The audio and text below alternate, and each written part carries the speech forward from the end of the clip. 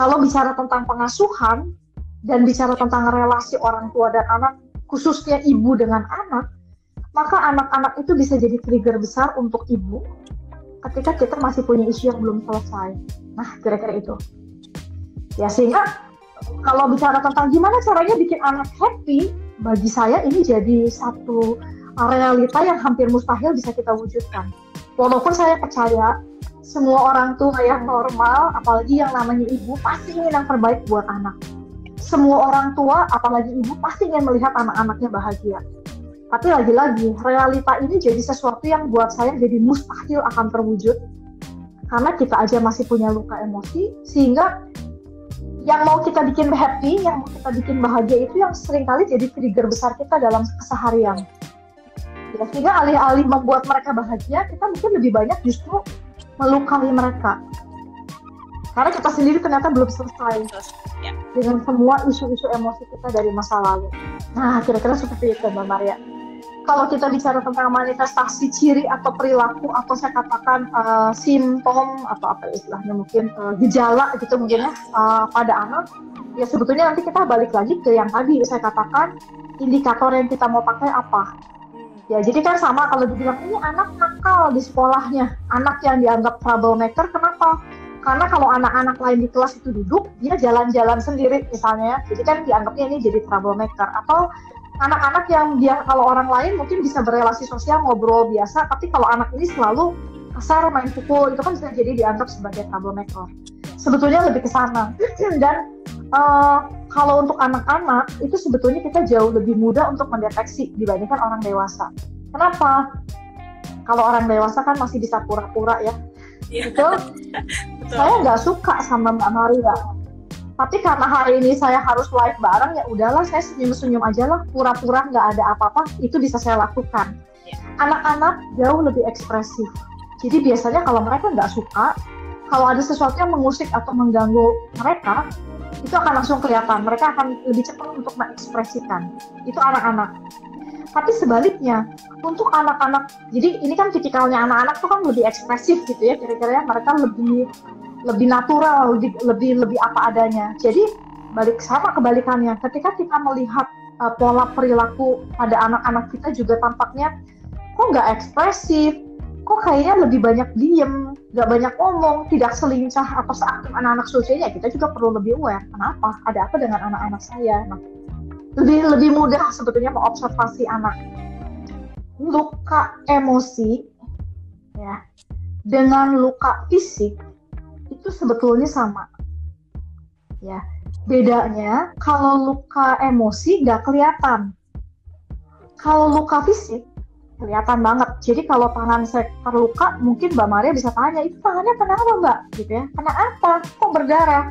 Orang bisa lihat, gitu ya. Nah, luka emosi sebetulnya sama persis dengan luka fisik, hanya bedanya satu, dia nggak kelihatan, itu aja. Rasa sakitnya sama, kalau kesenggol, kerasa perih lagi sama, kalau nggak diobatin makin parah, itu sama persis. Nah, supaya lebih gampang memahami, saya kasih analoginya, kita luka di tangan deh, itu yang paling gampang nih. Wah, pagi-pagi saya berkegiatan buru-buru nyiapin sarapan dan sebagainya, terus jadi nggak sengaja tangan saya kena pisau, terus dia terluka tuh, wah perih berdarah. Karena udah buru-buru, udah harus berangkat kerja, ngurusin yang lain-lain, udah deh cepet-cepet kita bersihin, udah kasih dengkul aja. Langsung saya berangkat kerja. Ya. Siang-siang, saya udah lupa tadi pagi tangan saya kena pisau. Kenapa? Udah nggak kerasa sakit lagi, udah biasa-biasa aja. Ya. Terus pas mau pulang kantor, nggak sengaja teman kerja saya nyapa saya, halo, apa kabar? Udah lama gak ketemu, terus dia pegang tangan saya, tepat di atas muka saya. Aduh, terus saya teriak. Dan saat itu, saya bisa marah sama teman saya.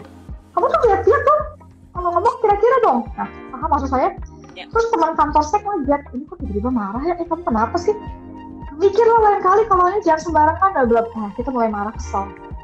Yang nanti mungkin pada saat saya udah di rumah, saya menyesal juga ya, aduh, kenapa tadi saya kok entah teman saya ya, dia juga kan nggak tahu ya.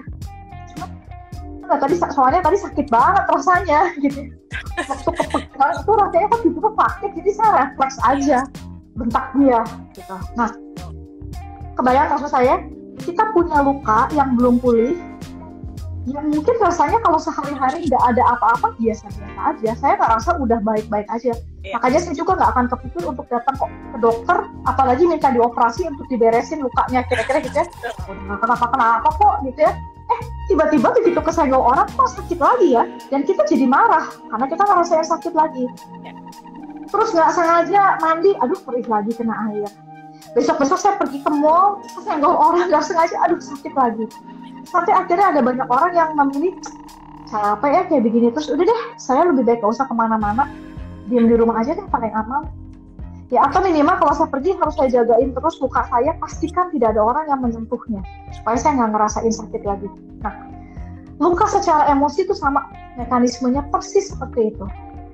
Kita punya luka emosi, bahkan kita juga udah nggak tahu lagi mungkin kita punya luka itu.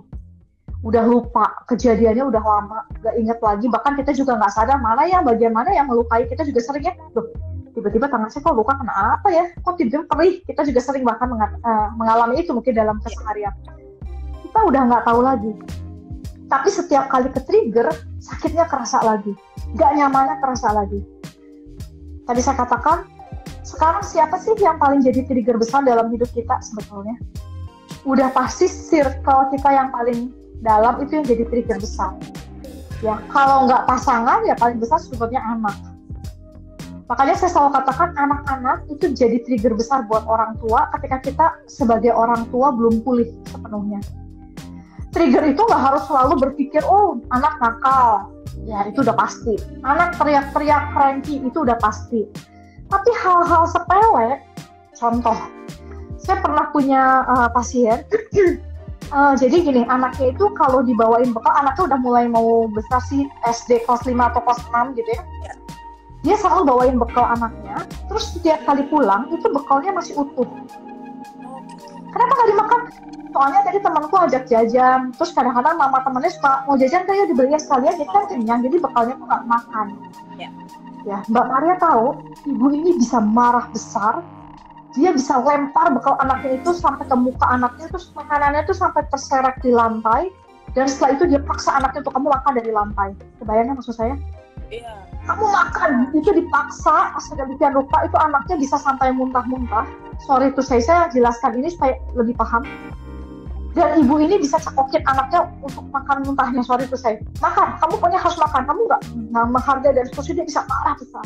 Karena kita bisa bilang, wah ini ibu keterlaluan banget ya, cuma masalah sepele aja kok sampai kayak begitu dan seterusnya. Yes, buat kita sepele, tapi it happens. Kenapa?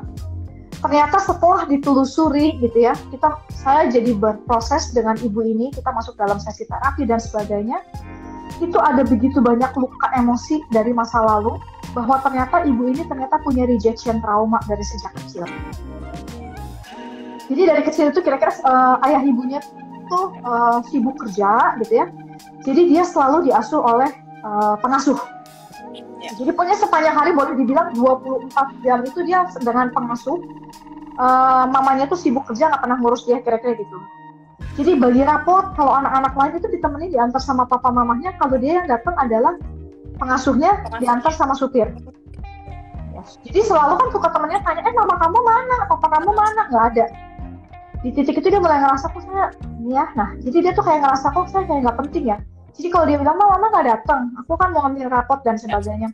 Mama sibuk, udah teman mbak aja, kan cuma ngambil rapot doang, kamu kan baik-baik aja kan, nggak ada apa-apa gitu. Selalu begitu. Nah sampai suatu ketika waktu usianya udah agak besar, tiba-tiba pengasuh ini pulang. Pokoknya pengasuhnya pulang dan dia nggak tahu.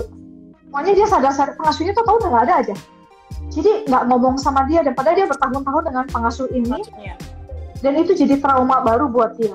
Udah satu, dia merasa terabaikan oleh orang tuanya.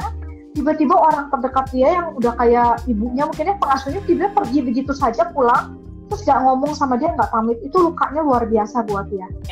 Ada rejection trauma, dia merasa ditinggalkan, merasa saya nggak penting. Mama saya nggak berpikir saya penting, bahkan pengasuh saya juga menganggap saya nggak penting, jadi dia bisa pulang seenaknya tanpa berpikir bahwa dia merasa diabaikan.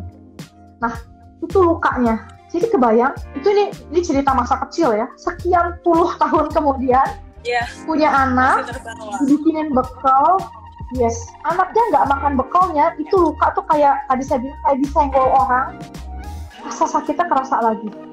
Oh, saya dikirim makan, kamu nggak hargai, nggak dianggap penting, kamu lebih pilih makanan yang dibeli sama mamanya temenmu. Saya merasa terabaikan, itu rasanya jadi trigger besar dan reaksinya semua muncul. Ya setelah kejadian itu ibu ini nangis, menyesal, minta maaf sama anaknya. Tapi it happens selalu looping. Besok kalau ada kejadian yang sama, dia akan lakukan hal yang sama lagi.